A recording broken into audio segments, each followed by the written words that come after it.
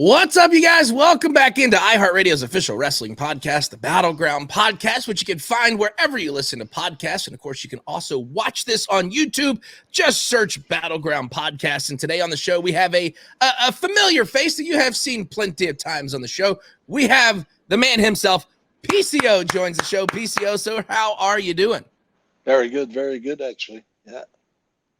I am glad to hear that. Now, before we get started, I do have to say something. I've had to keep this away from my 6-year-old for the longest time because he is a big wrestling fan. He is a big action figure fan.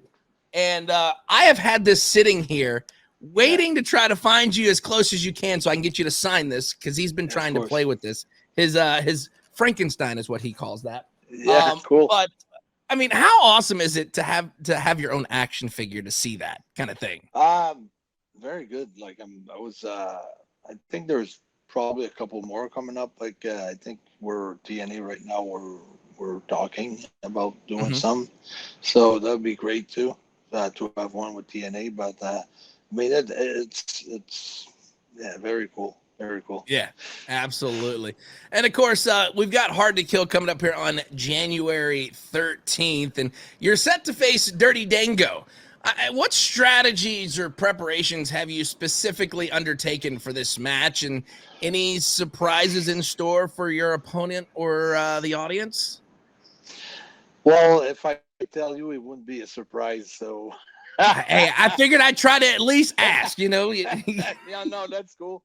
But yeah, I'm working on a couple of things. But yeah, it's just a matter of like getting everything to be in order. I think it should be cool.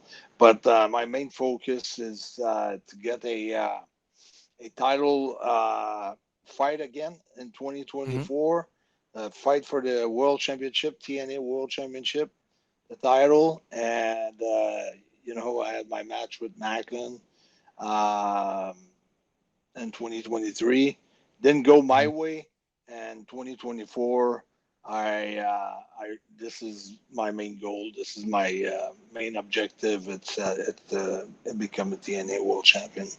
So, and I think all this to say that I've got a lot of respect for Dirty Dango. He's had a hell of a career, and he might be a good guy, never. I think he's a decent guy, he's a good guy. But when I step in the ring, it's destruction. I mean, that's what I've got in mind. Yeah. Oh, I mean, that's what it doesn't mean it's gonna go my way, but that's what I want. That's what I train for. I'm doing a special training camp here in Florida where I got away from my family, from my daughter, from everybody. Left on December 17th, and I just wanted to focus on the Las Vegas, the Hard to Kill on the 13th, and the Snake Eyes on the 14th. Mm-hmm.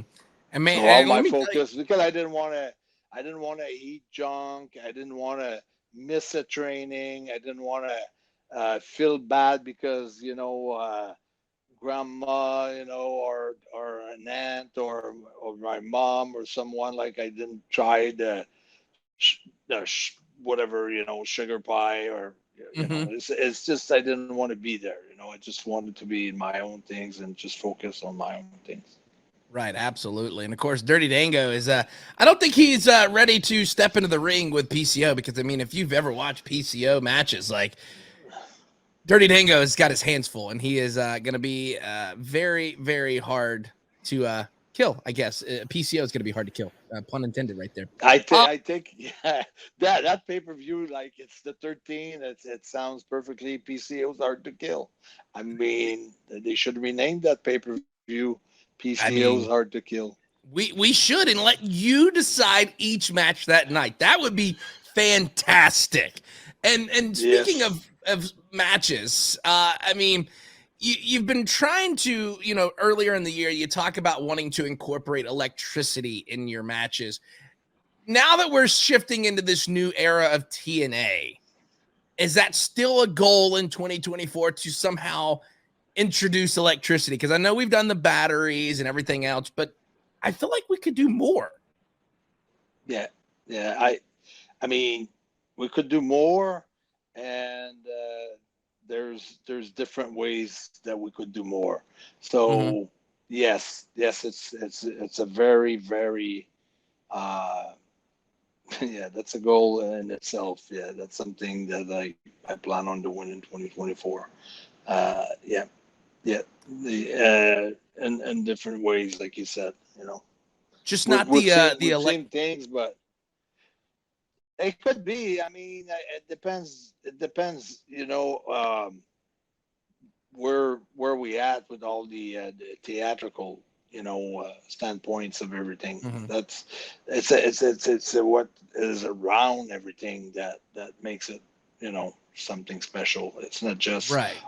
it's the electricity again, or it's this, or it's that. It's just the whole concept that can change everything around. Right. We So just that's don't want what to I'm have an looking at. electric chair from Halloween Havoc again. Yeah, of course. That was an But interesting trying, match but back in the trying, day. trying, really, yeah, it was super well done. I gotta say, it was one of the best gimmick that I ever witnessed. But because it was a lot of smokes and a lot of things going on, and it was really good. But the like I told you before, just trying to get closer to be creative in a way where we're getting closer to the roots of the character, the Mm-hmm.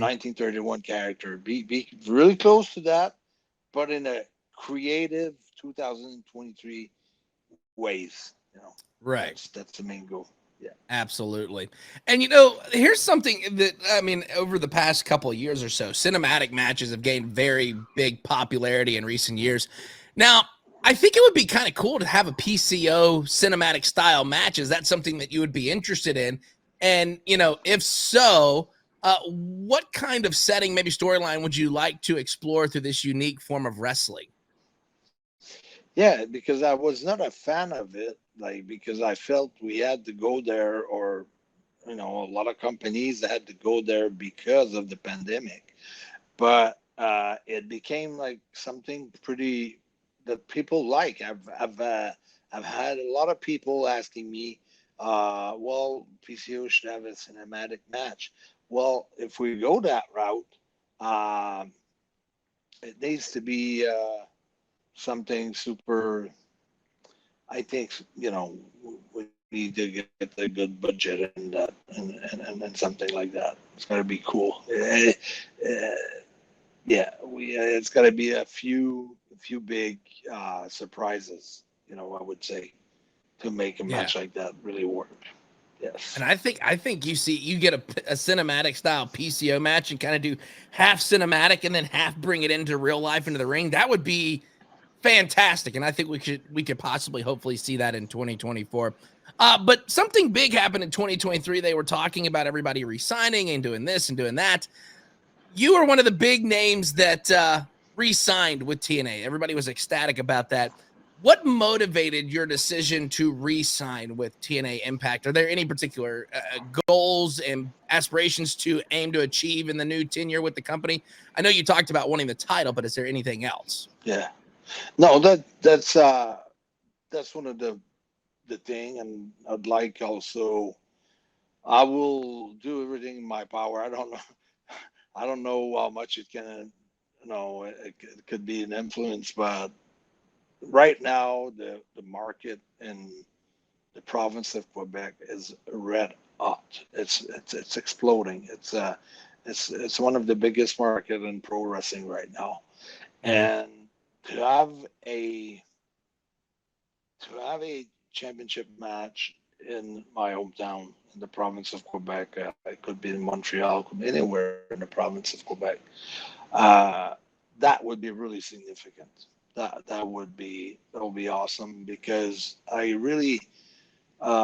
really got on board with the new TNA era because I feel like it's the Rowdy Piper, the Hogan, the Nash, the Hall, even from the beginning. It's the AJ Styles, the Jeff Jarrett, everybody from the beginning, and I Mhm. think the lineage of stars that were part of TNA, and just being the first signing of that new era of TNA, it meant a lot to me. But uh, without a goal, it wouldn't mean that much. But with a goal like that, trying to get on my own turf, I mean, that's something that I'm really looking forward to. So I'm really focused.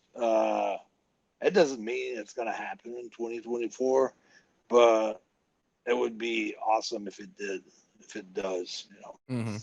Well, we'll put that out into the universe and make sure that that happens. I don't know who we need to text, if we need to tell Scott Demore to make it happen, or if we need to tell whoever we need to make it Yeah. happen, that happens for PCO in 2024. Now, you talk about how you've kind of left and you've been training down in Florida. And let me tell you, your wrestling career has seen remarkable transformations and success.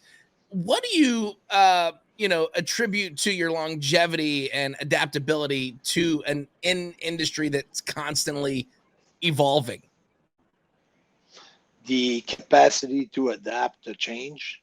This is Mhm. one of the major things because a lot of the guys they want to get stuck in what used to be good and it used to be like that and it should be like it was my time, or they don't like the evolution of pro wrestling. And um, and and you see a lot of older guys, older than me too, like maybe 10 years older than me, uh, a lot of complaints on how wrestling is today. And I Mhm. don't think it should be like that. I think hockey has evolved, football has evolved, every sports evolves. A lot of people are uh, complaining on different little things. Oh, they shouldn't be doing that. They shouldn't be doing. But that's where we at right now. It's not gonna change. It's not gonna go back. It's gonna go forward, and you have to embrace that, and you have to find ways to to get into that game and to play with the big boys. And that's what I've been doing. I don't try to tell everyone no, what you're doing it's BS and it's not good. And no, I'm trying to, okay, I'm going to adjust my style to what's where we at right now, and I'm going to find ways to compete with those guys. And that's the main key, that's the main ingredient to my success, and also the fact that I did take care of myself, during all those years in a way where I bump like crazy. I do stuff where he's not human, but the only time I do that, it's in a ring. Well, you Mhm. won't see me at the bar, and you won't see me, totally drunk, and I'm just like super disciplined, and that adds up to the. Well, people don't see that because they see you in a ring and they think, okay, everybody's the same. Everybody thinks, okay, whatever, they make their own mind on what should be what, who should be who, but they don't know all the sacrifices behind it. You know, Mhm. for me, I mean, I'm not talking for others, but for me, it's been a bunch of sacrifices day in and day out and nonstop, and always having that image that, okay, that's where we're going. That's where we're going, no matter what, no matter the Absolutely. deception, the setback, uh, a curveball, whatever happened. It's just get back, refocus, reload, reconnect, and let's go for it. That's the Abs- ability to do it, to do that I've been. Absolutely. Yeah, that's And that's the. and of course, you got your hands full coming up here on January 13th. It's hard to kill TNA's first pay-per-view as the new brand. And you got Dirty Dango coming up January 13th. Of course, you can still get tickets, TNAwrestling.com. You can also watch it on pay-per-view. And real quick before I let you go, I know you're a busy man, but with the wrestling landscape continually evolving, are there any dream opponents or maybe particular matches that you'd like to have in the near future that you haven't had the chance to pursue yet? Well, for me, it's pretty much always the same answers. Yeah, there is, but I don't want to name anybody from any other companies. So within the company, there's guys too, but the main thing is I like when something happen organically, when it's there, when it's natural, it's not forced. It's just it's like just life making it happen, and it's Mm-hmm. the greatest thing when it happens organically. So I just trust life. I just trust the process, and I just trust that the perfect opponent will be there for the perfect time. So it's out of my control. I just can control like every day of my life to win my 100% on everything I do. Stay focused on pro wrestling and not anything else other than eat, sleep, and eat pro wrestling and world titles. And I think I say in 2024, because we're going to put it out in the universe, PCO will have gold around his waist, whether it be the world heavyweight champion. I know you still are a high flyer, maybe PCO X division champion. Well, reminds me, when I was at ROH, I got every other titles before I got the world title. So Mm-hmm. I wouldn't mind, but it's still, if I could go straight to the main title, it's all right too. Yeah, right, for sure, and that's the goal. That's what we're hoping for. Because anybody that comes on this show usually goes on to win the title after being on said show. I will say this, however, if you win the title, you can't come back on the show because people that come on the show with titles end up losing them at the next show. So Okay. we're gonna make sure you get the title, and then we'll just kind of have a little kind of like an inside. Hey, PCO can't come on while he's the champion because we don't want him losing the title. Thanks, man. Appreciate that. PCO, it's an honor to have you on the show, man, and looking forward to seeing you crush it in 2024. Don't forget, it's alive. It's alive.